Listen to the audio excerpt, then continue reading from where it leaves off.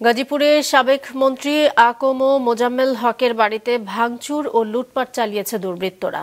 বৈষম্য বিরোধী ছাত্র আন্দোলনের নেতাদের দাবি, তা থামাতে গেলে তাদের ওপর আওয়ামী লীগ ও ছাত্রলীগের নেতাকর্মীদের হামলায় আহত হন অন্তত ১৯ জন। এছাড়াও দেশের বিভিন্ন স্থানে আওয়ামী লীগ কার্যালয় ও নেতাদের বাড়িঘর গুড়িয়ে দিয়েছে বিক্ষুব্ধ জনতা। নূর মোহাম্মদের রিপোর্ট। সিঁড়িতে পড়ে আছে রক্তাক্ত বেশ কয়েকজন, চারপাশে হুড়ুহুড়ি আর ভাঙচুরের নমুনা।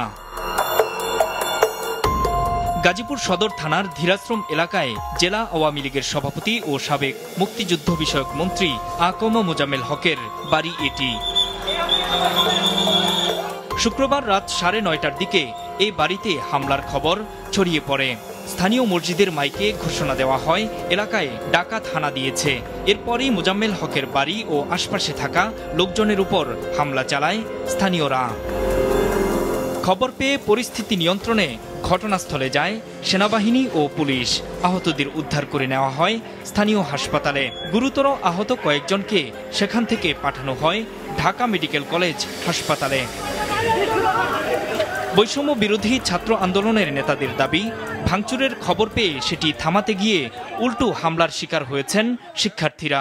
বাড়িতে মূলত বন্ধ ছিল, একটা শ্রেণী আগে ঢুকে বসেছিল যারা লুটপাট করা, তো ছাত্ররা মূলত তাদেরকে বের করার জন্য এখানে গেছে। নিষিদ্ধ সংগঠনের পদবি সহ তারা আছে, তারা ওপেনলি রামদা বিরুদ্ধে আপনারা দেখতে পাবেন, ওপেনলি রামদা নিয়ে তারা সেখানে প্রবেশ করে ছাত্রদেরকে হামলা করে আটকে দিচ্ছে। এবং আশ্চর্যজনক ভাবে কতটা পরিকল্পিত ভাবে তারা এটা করছে, মসজিদে রব উঠাইছে যে ছাত্ররা এখানে আসছে লুটপাট করছে। তাৎক্ষণিক পুলিশকে খবর দিয়েও সাড়া না পাওয়ার অভিযোগ ছাত্র নেতাদের। আপনারা তাড়াতাড়ি আসেন, আপনাদের পায়ে ধরি। তারা আমারে বলে স্পট আমরা চিনতেছি না, আমরা আসতেছি, আমাদের প্রোটোকল আছে। কোন সেই প্রোটোকল, যেই প্রোটোকলের পালন করতে গিয়ে এতগুলা শিক্ষার্থী আজকে আহত হইল? কোন সেই প্রোটোকল, যেই প্রোটোকল দেখা তারা সর্বশেষে যায় সদর থানার ওসিকে অবশ্যই 24 ঘন্টার ভিতরে তাকে বরখাস্তর সাথে সাথে তার শাস্তির ব্যবস্থা করতে হবে।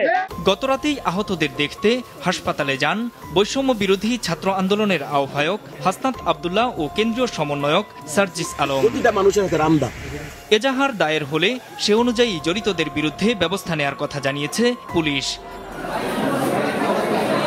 হামলার প্রতিবাদে গাজীপুর মহানগরের রাজবাড়ী মাঠে সমাবেশের ডাক দেয় বৈষম্য বিরোধী ছাত্র আন্দোলন।